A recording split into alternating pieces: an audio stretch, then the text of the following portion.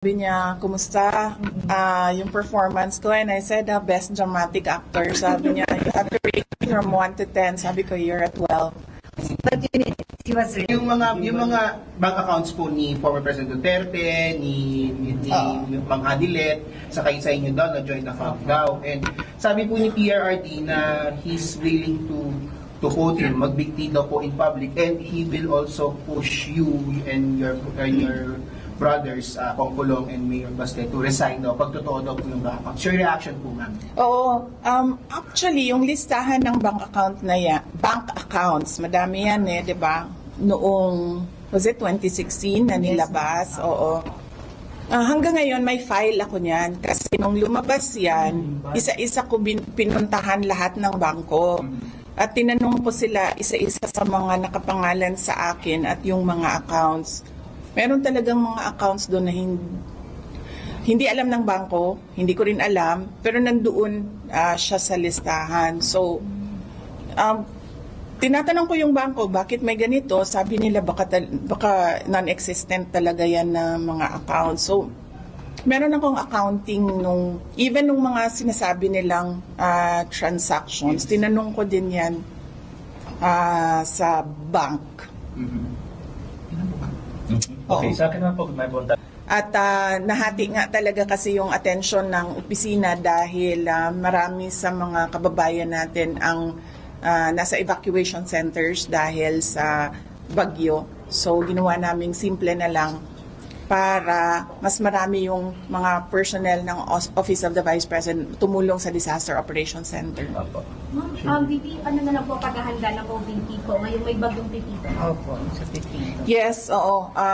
Kung ano, sinabihan ko na yung aming Disaster Operations Center, kung ano man yung naiwan na budget para sa November at December at ready na ipamigay, ibigay na siya sa mga areas na hindi maserve ng national government offices. So unahin muna natin yung DSWD, yung local government units. Tapos kung meron pang mga areas na hindi na naabot or hindi nabigyan, doon kami tutulong para nabibigyan lahat ng mga kababayan natin na nangangailangan. Ano yung mga ibibigay natin, ma'am, doon sa mga affected meron kaming relief box, non-food items ito, usually na ginagamit, banig, yung mga personal necessities, yung mga ganon. At then meron din kaming food box, laman naman ito ay bigas at iba pang mga canned goods. Okay.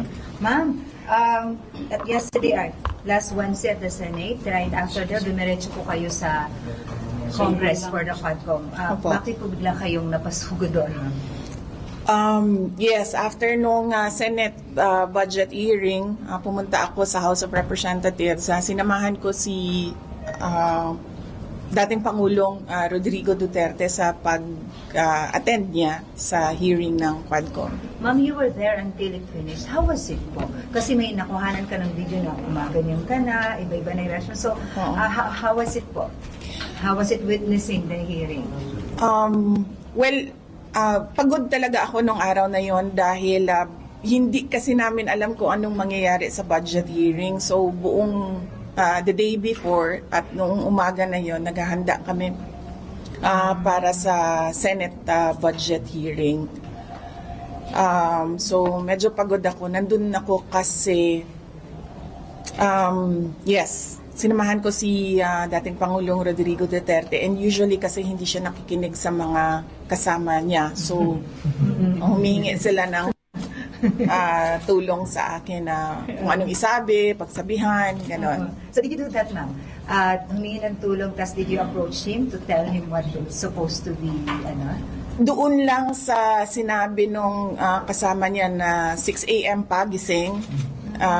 Nagsimula yung araw niya 6 a.m. and mga around 10:30 p.m. na ata yun. Sinabi nung na baka low blood sugar na, so ay hindi ko makain.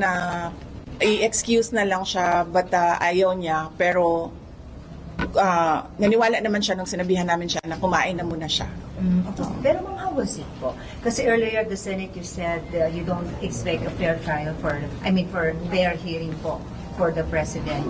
Kayo, you were there mismo. So how was it po, VP? Well, as a lawyer, hindi mo na talaga maintindihan kung ano ang rules na ginagamit sa mga hearings, no? And they use inquiry and investigation interchangeably. So hindi mo alam if it's an inquiry, you're a research person. If it's an investigation, you're a witness or an accused. So saksak sinagol na kung sa Bisaya pa ang nagapanghitabo. Okay. Right. Ma'am, sorry, last na po. Sige pa. Ma'am, may mga kumalat na video. The President asked you, I think when you were about to leave na po that time, na how was his performance from 1 to 10? What was your answer to him, VP? Sabi niya, kumusta yung performance ko? And I said, best dramatic actor. Sabi niya, you have to rate from 1 to 10. Sabi ko, you're at 12. But he was really... Oh, yes. Ma'am, bakit best Yes. dramatic actor? Kayo na lang yung umintindi. Nakikita niyo naman sa ginagawa niya eh. So, nakikitang-kita. Right. Ma'am, I know na, of course, you were at the hearing. Of course, nandun din yung inyong kariban, si former Senator Trillanes. Well, of course, hindi ko siya karibal. Saan ko siya karibal, Red? Pero ma'am, kasi parang niraise siya yung former... No contest, Red, ha? Nirehash na mga yung While you were at the House Committee on Good Governance, ma'am, they handed over a letter of invitation sa Good Governance and Public Accountability. Yes. What was your initial reaction po, and pupunta po ba kayo dun sa next hearing? Yung initial reaction ko, siguro narinig nila yung hearing ko sa Senate kasi yung interview ko sa Senate na narinig nila kasi tinanong ako doon bakit hindi ako pumupunta sa mga hearing. Sinabi ko kasi hindi ako naiimbita. Totoo yun. Nakalimutan ata nila na imbitahin ako. Inimbitan nila ako isang beses lang doon sa unang-una. Pumunta ako, umupo ako doon. Hindi man nila ako tinanong kung nakikita nyo, nakaupo lang ako doon. Nasasayang yung oras ko, kaya nagpaalam ako kung pwede akong umalis. Pinayagan naman nila ako na umalis ako. So, hindi ko alam kung bakit. Inimbitan nila ako, hindi man nila ako binigyan ng mga tanong. Pero, hindi ako a-attend na sa hearings na susunod. Kasi nandun na ako pumunta na ako tapos wala man silang ginawa sa akin, pinaupo lang nila ako doon. Pero we plan to send a letter, we plan to say why, and then I plan as well to submit an affidavit about the confidential funds. Under oath din naman yung affidavit na yan. And for all the others, we plan to tell them kung ano yung pwede nilang gawin sa akin. Opo. Ma'am, additional sa binanggit ni Red, though this is not new anymore, binanggit ulit ni Trillanes yung sinasabing yung kapatid niyo daw po is the drug smuggler, even implicated your husband po na si Attorney Salvin. What's your take on this one? Siguro mas maayo kung sila na lang ang ato ang patubagon ni Ana. No? Sila na lang ang pasagutin natin, si Congressman Pulong Duterte and si Attorney Manasseh Carpio. I'm sorry, I have to ask this. Yes. Sinabi ni Presidente sa hearing na, sige, bukas na mag-imbestiga ng ICC. Are you worried about this statement? Kasi parang palabas na rin ang Malacanang saying na if the President will surrender himself, parang wala na rin silang magagawa.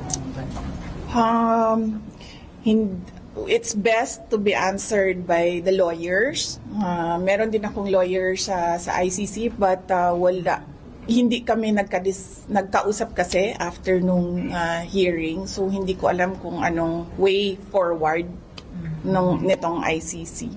Pero you think, ma'am, the family has to prepare doon sa naging statement ni Presidente? I mean, the PRRD po. Siya siguro ang dapat maghanda kasi siya yung mauunang dalhin doon eh. Pero sa akin, wala pa naman eh. Sabi ng mga tinatanong namin, wala naman ako doon sa complaint, wala pa ako doon sa investigation, wala pa lahat. Pero naghahanda. Alright. Okay, thank you. Thank you.